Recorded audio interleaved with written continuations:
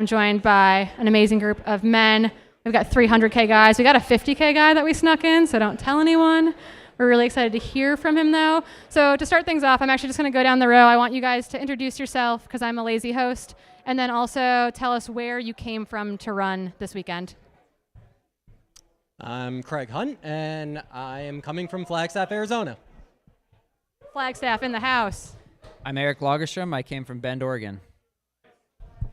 I'm Ryan Roth from Billings, Montana. But he does frequent Arizona, or at least he used to live in Arizona. Yeah. My name's Tim Tolson. I come from Mammoth Lakes, California. I'm a little disappointed. Tim promised me that he and his dog would be up here together in matching outfits, but that did not happen today. He's kind of freaking out right now. I don't want to ruin the interview. So he's outside on the patio with Linz. Gotcha. So he's on site. Don't worry. If you need a doodle, nachos outside. So are Heather's dogs. They had a little rendezvous out in the parking lot. Cutest thing that will happen all weekend. Nice. Okay, Craig, I'm going to start things off with you. You've got actually quite a lot of history with this race, despite the fact that I think you should be well known in this audience, but I think you're flying a little under the radar this weekend. You have now the fastest final 20K on the course from the final aid station to the finish. It was 3 minutes faster than Hayden Hawks when he set the course record last year. You also, though, unfortunately, have experience here where you led the race through the last aid station, left that aid station, maimed yourself, came back into the aid station. So you've put together an entire 100K that's really, really good on this course. Tell us how you're going to put together all 62 miles. I mean, just learning from my experiences. The first time I ran Black Canyon in 2021, I ended up tearing my calf. So I had to turn around and come walk back to the aid station. And then, put together a really good race last year. Just unfortunately let the leaders go a little too much. I knew I could give them a little bit of time knowing I could close hard, but they got a little further ahead. So definitely this year I'm not gonna give you guys as big of a lead, and just be aware of what I did last year, closing from Doe Spring to the finish in 6:06 pace. Yeah, it was nasty. I think I was on the live commentary at that point, and it was really confusing to see what was happening because I think you were actively dropping your pacer or someone was sprinting away from you. It was amazing. It was really, really cool, and it kind of catapulted the men's kind of 4th through 8th into these just historically fast times. So we're going to be keeping our eyes on that again this year. Eric, you're our 50K guy that we snuck in here. Yeah, guilty. And I was going to say, and you come from a very different world. You've done a little bit of trail stuff, but a la Heather Jackson, you're a triathlete kind of changeover here, coming to trail a little bit. For those who might not know you, you and your wife host an amazing YouTube series. Tell us a little bit about finding trail and kind of dabbling in a brand new sport, it seems. To be honest, I have no idea why I'm sitting up here. I thought I was going to be having a little interview one-on-one with somebody with a camera, but this is intense. I'm a triathlete. I grew up running on trails in Forest Park. I grew up in Portland, Oregon. So to me, running was running in Forest Park, and I would gut it out in neighborhoods when I had to. So this feels very natural to me, but the racing it is certainly a new experience. Yeah, I guess kind of building on that a little bit more before we kind of move along here is that you're racing a good field. The 50K is a good group of men. You're not inexperienced by any means. You've got a lot of endurance activity and racing under your belt. I mean, talk a little bit. I mean, a great counterpoint to that would be Eli Hemming in the men's 100K race. Triathlete, came over to trail.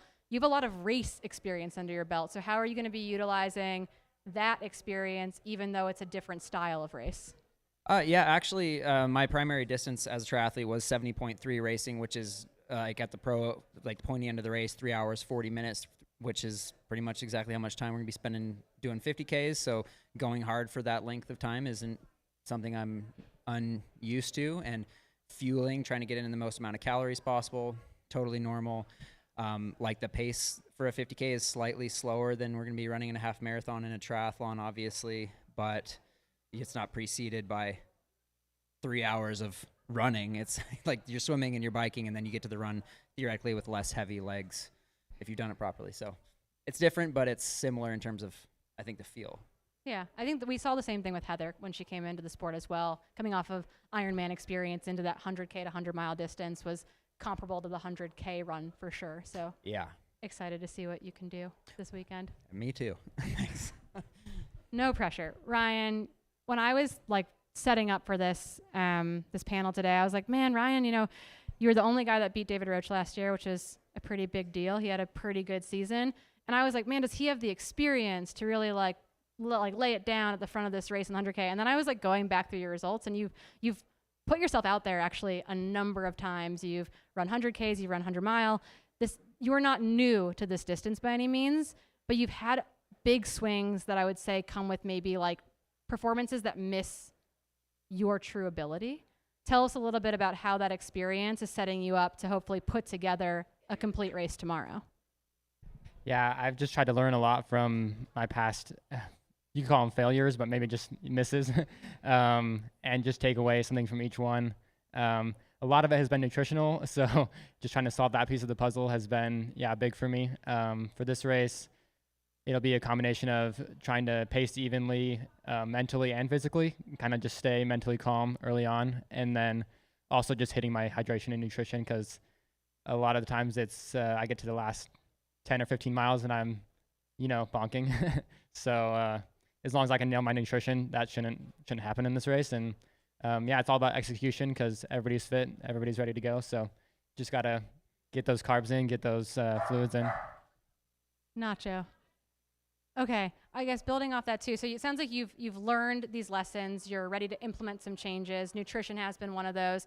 What else when I look at this race tomorrow, I'm thinking how many guys are going to be under course record pace coming through the halfway point? What does it mean from a training standpoint and from a racing standpoint to put yourself in a position to run a really strong back half of the race tomorrow, because we know how fast that first 50K goes by?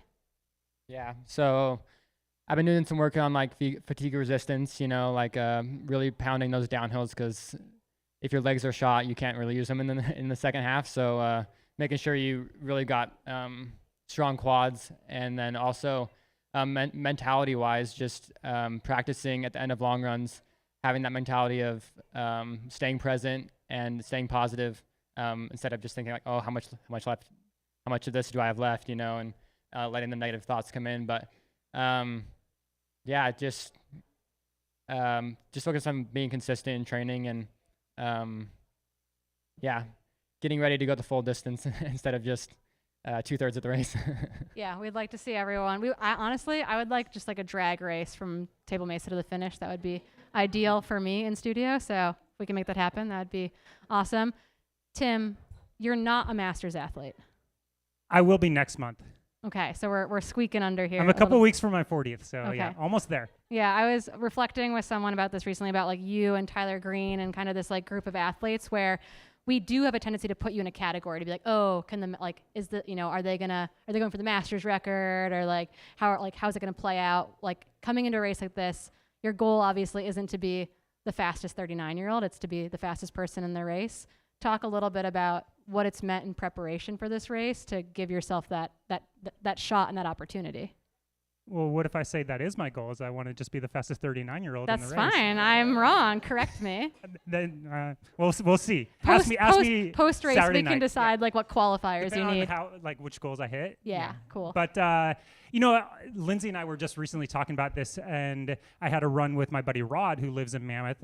Rod Farvard, incredible now Hoka athlete, and second at Western States, and we finished it, and just talking to him and seeing the sport through his eyes as a young 28, 29-year-old, it kind of struck me that we're really fortunate to still be out there shredding, turning almost 40, and really it kind of gave me new perspective on the sport, where I'm thankful to be healthy and still here, and my mind thinks I'm 22 still, and I think, as you were just saying, the mind is obviously a really important piece of this puzzle, and that's something that, while I will take pride in being a Masters athlete, I do want to still just be competitive. So like I will put Tyler's record on notice at States, like that's going to go down, and I want to be the one to break it, but I don't want to just break that. I'd like to go further under 15 also.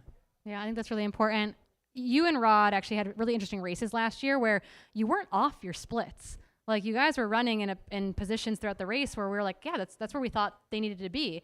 And then all of a sudden, you know, it came down to the wire in a way where like not being maybe in it early didn't allow you guys to move up as high as you would like. Talk about strategy a little bit maybe when it comes to like, how are you going into this race differently so that you don't end up in that position? So that was a good example of don't always listen to your teacher. Like I was telling Rod, okay, if we're patient, we're going to come through the field, we're going to be on the podium, we're going to have both get golden tickets, and we got rocked last year. Like as you said, like I got to 50 miles, and it doesn't matter how much gas you have in the tank. If people are already 30 minutes ahead of you, you're not going to run them down. And so that was just a critical error on our part that we left too much. And thankfully, he righted that wrong 6 weeks later at Canyons, or 8 weeks, and he won that race by running more from the front. And I think that's really a testament to where the sport is now, where there's so many good guys in the sport that if we get a breakaway, which you always do, if you're not with it, if you're not latched on, you run that risk of being left behind. And I think the days of second half, best half for the front of the field are kind of dwindling. And I'm going into this race definitely knowing that I just need to latch on and be part of the group. And remember that it's a race. I think as these longer events, 100K, 100 mile, 200 miles, you sometimes shift the psychological perspective of, okay, I just need to like budget my own energy. But if you are racing for podiums, you kind of have to throw caution to the wind sometimes and just go with the field. And that's definitely what I'll be aiming for tomorrow. Yeah, and I think we'll reflect on that. Eric, I'll ask you a slightly different question because we're talking about golden tickets here for a second. You all have like either gotten that golden ticket or have had near misses a number of times when it comes to being minutes or just a place or two away from a golden ticket. We've got 3 golden tickets on the line tomorrow for men, 3 for women, can roll down to 6th. There's no men in the field who are already in Western states. That is different than the women's race tomorrow. That will definitely be a factor. So talk about maybe like what does success mean to this? On the women's panel, we joked a little bit about how like we're all friends, and at the same time, it's definitely a race. And we talk about success in different ways of like, oh, I got the best out of myself. Success. You guys obviously might have different definitions of that. And I'm curious to hear, what does a successful day tomorrow look like for you? Craig, if you want to put it out there first. Well, you kind of mentioned it before last year. I almost dropped my pacer, and that's going to be my goal this year, is to drop my pacer. I found a faster one, so it's going to be a little harder, but definitely if I can drop my pacer, push these guys. I want to make them cry, hopefully. So yeah, I'm going to leave it all out there, and I'm going to hopefully be running fast. Yeah. Eric, so similar question here. What, like tomorrow or Sunday rather, you get to spectate tomorrow and see what these lunatics are doing to themselves maybe, but what would success mean? This is definitely the biggest 50K you've been in as far as like having really fast guys to run with. What would success mean for you on Sunday? Well, this is my second 50K ever, so yeah. He ran really fast in the fall, for those who are not aware. He threw down outside of Bend, Oregon. Yeah, it's bigger than the last one for sure, by I think a couple of zeros on the end. And I really signed up for this because I just wanted to come find out what fast guys are doing. Like that race in Bend was cool, and I time trialed the whole thing, and I was proud of the time that I ran, the splits that I went for, but I don't know what it's like to have to go outside of the comfort zone and like be racing at, 10 minutes into a 4-hour long run on trail. That's what I wanted to get out of this. So it's really hard for me to come up with any sort of expectation or a goal because I feel like I have no idea what to expect in any way, but my goal is just kind of like what Tim was talking about, latch on and go along for the ride as long as I can. Are we going to get a sick YouTube video out of it? I hope so, yeah. Ryan, what would success mean for you tomorrow? I'd be lying if I said it wasn't a golden ticket, and that's the main thing. But secondarily, like I was here 2 years ago and had a really rough one and ran 9 hours and got 20th place. So if I can improve on that performance and just by as much as possible, like that'll be success too, is getting to Table Mesa not completely fried will be successful, and not crying, not letting Craig Hunt get to me. That'll be success too, I guess. But yeah, just improving off of 2 years ago, mentally, physically, nutritionally. Yeah. This is hard because I found like the 3 nicest guys in the field to interview. So should I say something mean? You should say something really mean, Tim. I mean, we can get mean, yeah. The 3 of us have flags. Who's going to be Jakob? Okay, Tim. Same question. Yeah. You know, I listening to Eric talk. I miss those days. You know, I'm getting old. We established this, but I do miss the naivete of not knowing what it's going to be like. I almost feel like, having been in the sport for over a decade, I've been afraid to do what it takes, knowing what it will take to perform, because it is so difficult and it hurts. And so for me, success tomorrow is going to be not being afraid to not only look under the bed, but like crawl under the bed and face those fears and, you know, come out the other side strangling the monster. And I think that's really what I've challenged myself with, is like, you know, go into that dark place that I've been, you know, once you peek behind the curtain, you don't want to go there too many times. And I've questioned like if I still have it, but I think I do. And that's what I want to scrape the bottom of the barrel. Yeah, I love it. And we talked earlier that it's going to get hard. Like, we know that. It's going to get hard. It's going to get ugly. We've got a lot of people in here racing this weekend. So, like, what are you going to do when you've got to go look at the monster under the bed? What are you going to do when you're Courtney DeWalter in the pain cave chipping away? Is it a mantra? Is it coming back to something? Is it leaning on experience? Craig, we'll kick it off with you. And this could even, you can give Eric advice too, since it's his second trail race. I'm but really Run, get out of here. leave the sport. No.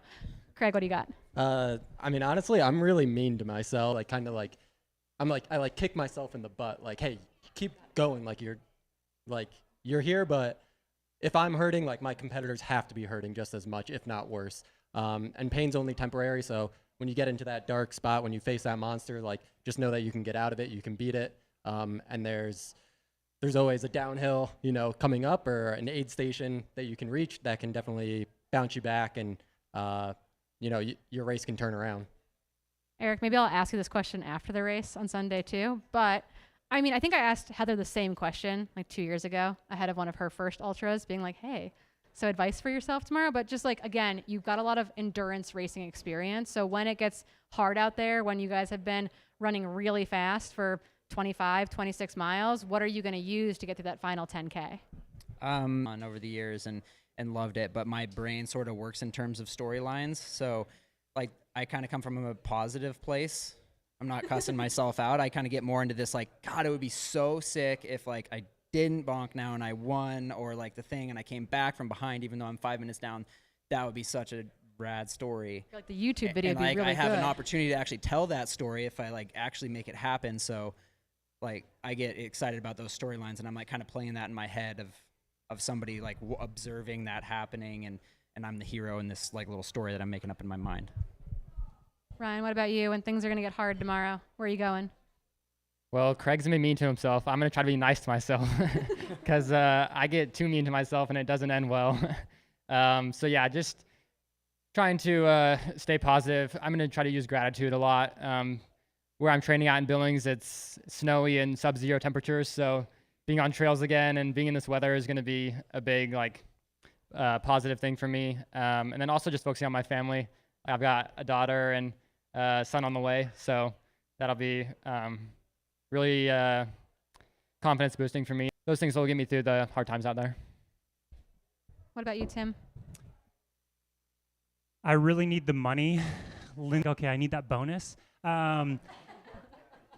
Race directing isn't paying off quite I yet. mean, what I get paid back with smiles is worth it. But I kind of a mix of what everyone said. I've done everything from being mean to myself to being filled with gratitude, and I actually find that I don't know what it's going to take till the moment. Like, but if I have a toolkit of options, sometimes I will get the whip. Sometimes I'll, you know, give the carrot. And so just being ready to pull on previous experiences, knowing what got me through.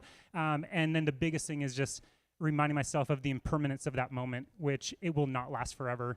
You know, it could be the most painful or arduous or kind of overwhelming moment, but if you make it through that, something else will happen on the other side, and it could actually be worse. It could be a more big moment, but it will change. And I think recognizing that it won't last forever is really important in these long endeavors.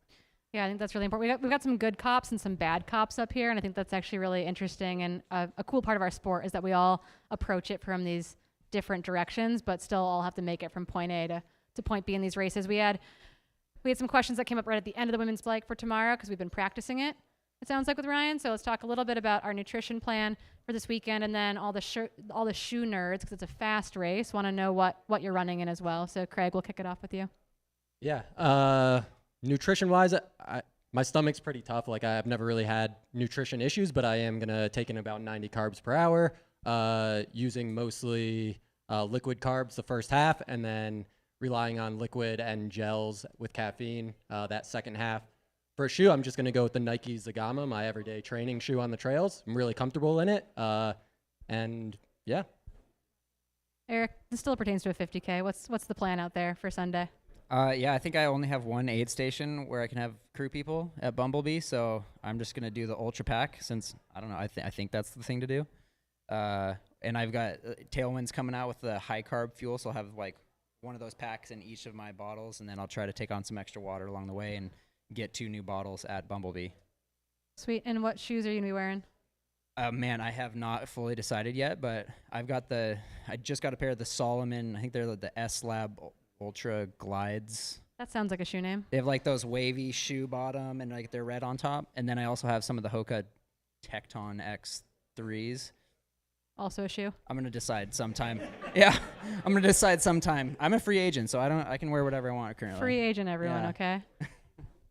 Ryan, you've been practicing your nutrition. So what is it going to look like tomorrow? Because apparently you're going to nail it from start to finish. Oh, yeah. And that's the goal. Pressure's on. I think it'll be the most different between 2 Black Canyons of any person, because my first time I was using bars, and now I'll be using liquid. So going from the full spectrum of solid food to the most refined liquid. But I'll be using Hyperlight Nutrition. It's my new sponsor. Fairly new nutrition brand. And yeah, simple, easy, just drinking those calories. And shoe-wise, I'll be wearing the Tecton X2s. Tim, what are you eating? What are you wearing? I will be rocking the Roctane drink mix. That's trying to, and actually it's going to be on the course, so anyone that needs it, Goo Roctane drink mix. It's all liquid calories. I want to rock this shoe, the Chupe. It's really sweet, but I am afraid that it's a road shoe, but it looks fly. So I'm rocking the Nordlight Ultra. Is my go-to. It's what I've used at UTMB and Canyons last year. So yeah, tried and true. Nice. Well, we'll give us a couple more minutes. Captive audience, do we have any questions? Yes, bucket hat. Oh, we've got a mic in the audience. Is this thing on? All right. So say you roll into the last crewable aid station on the course, and you've been jockeying back and forth between first and second. At that point in the race, would you be more comfortable being chased or doing the chasing, and why? We'll just go down the line. Craig, start. Yeah, I Yeah. think History would say you like chasing. yeah, I'm gonna say I like chasing. Specifically, I mean, I'll give away a little secret. Like, I come from a road background, I have a fast marathon and stuff. So right before Doe Springs, the last aid station, we hit like Forest Service Road, and that's where like I'm in my area, the mix of trail and road, and that's where I can really start rolling. So I'd love to chase people down. I think I went from 9th to 4th last year from Doe Springs to the finish, 11th to 4th from Table Mesa to the finish last year. So yeah, I love chasing. Eric, you want to be chased or do the chasing? I could really go either way, but maybe I would get chased. We'll see what happens. Yeah, I don't know. That's good. I was just hoping these guys would answer before me. I think definitely do the chasing. I think that's more motivating to me to see somebody up there and try to go get him, as opposed to being scared that you're going to get caught.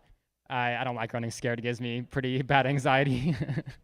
To get the most out of myself, be chased. It's terrifying. It's the worst experience. Like, being hunted is awful. I don't recommend it. But you can really dig some deep places when that's happening.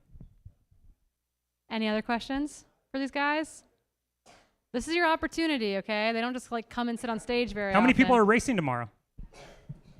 Nice. We got a question over here. Yeah, I got one. All right, so no deflecting. Everybody has to answer.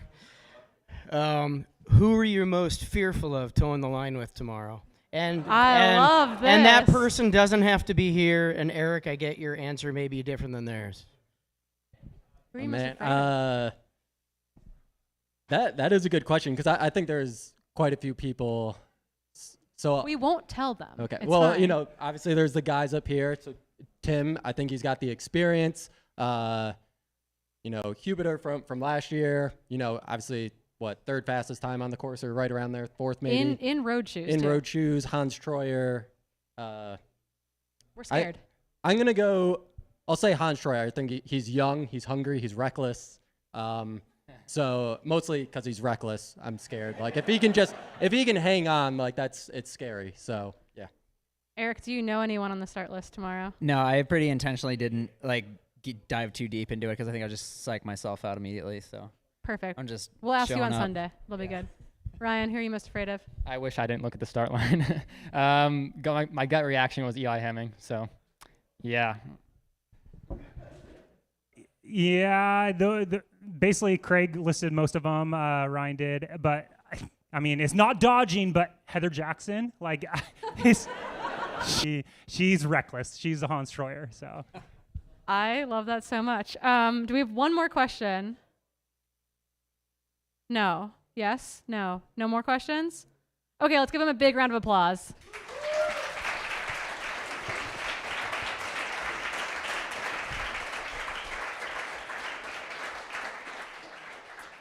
For those of you racing tomorrow, obviously you start at 7 a.m. For those of you watching, the live stream will go live at 6:30 a.m., going all the way to 4 a.m. So subscribe to Mountain Outpost. We'll be live starting at 6:30. Big thanks to Hoka for putting this all on. We'll see you tomorrow.